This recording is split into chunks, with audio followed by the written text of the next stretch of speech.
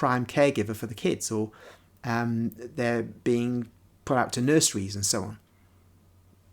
This is a problem now. It's been a growing problem. In the 1950s and 60s, one man's wage could support an entire family and pay rent or a mortgage. No longer. So we see the breakdown of Western family life and the demographic collapse in the West. So the evils, the calamities that Jesus speaks of are with us, and they're growing on a bigger and bigger scale as the years pass. He continues, always consider, if I were in need, how would I feel if I were denied help? And act according to the reply of your ego. Do to others what you would like done to yourself, and do not do to others what you would not like done to yourself. Again, there's a word, ego. Wouldn't have been used in the Aramaic, but it's something which is a modern term, and so it can be used, and whatever the equivalent Aramaic would have been, that would be what Jesus spoke at the time. But this language is updated for our time.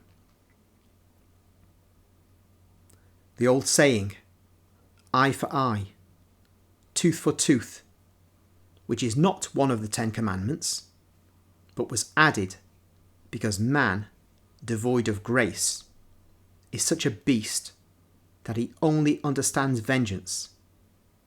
The old saying has been cancelled. It has been cancelled indeed by the new word. Love him who hates you. Pray for him who persecutes you. Justify him who slanders you. Bless him who curses you. Help the one who harms you. Be pacific with quarrelsome people. Be compliant with bothersome persons. Willingly help those who have recourse to you without practicing usury. Do not criticise. Do not judge. You do not know the particular reason for men's actions.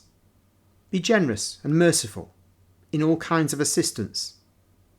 The more you give, the more you will be given, and a full pressed down measure will be poured by God onto the lap of him who's been generous. God will not give you only according to what you've given, but he will give you much more. Endeavour to love and be loved. Can't let this pass by without commenting either. That I don't know if it's Luke 6, where Jesus is saying about you give and then you'll receive more in return. That's a favourite gospel verse of the prosperity gospel people in the USA. This is for them. Look, you give me £1,000 or donate £1,000 to my ministry, and you'll get 10 times, 100 times in return, or some such formula. But Jesus said elsewhere, if you follow the Son of Man, and Peter said, you've given everything, we've given everything, and to follow you. And Jesus said you'll get back many times more, houses, fields, lands, and so on. But of course, they still died, poor men, often a martyr's death. So this return that we'll get is not going to be the material stuff we think. Well, sometimes it might be, I suppose. There can be reasons for that, though. It's not just because we want a bigger house or we want a flashier car.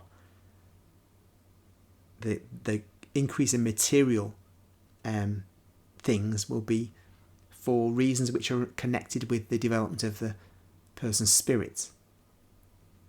But by and large, if you're a Westerner and you're doing okay, I don't mean prospering, just doing okay, then the returns have got to be spiritual ones. Doesn't change the importance of doing what Jesus says. It's just that we have to cut ourselves off from this prosperity gospel nonsense. And of course, the prosperity gospel is aimed at the extremely poor, particularly Americans. And so they're fleeced. That's the worst kind of fleecing, because intelligent Americans don't buy this. They know it's all nonsense. But poor, desperate, badly educated Americans buy it in a huge way. So the prosperity gospel is an anti-gospel. And it's one of the signs that one departs from the Catholic Church, which has bad churchmen in it, men who've done their own evil acts in stealing and other things we all know about. But institutionally, the church is not a thief. But variations of Protestantism are institutionally set up for stealing. And that's where the wolves have replaced shepherds wholesale. In the Catholic Church, we have shepherds, some of whom are wolves, but because God ensures the group known as shepherds will never lose the faith entirely, there's always reform happening in the Catholic Church.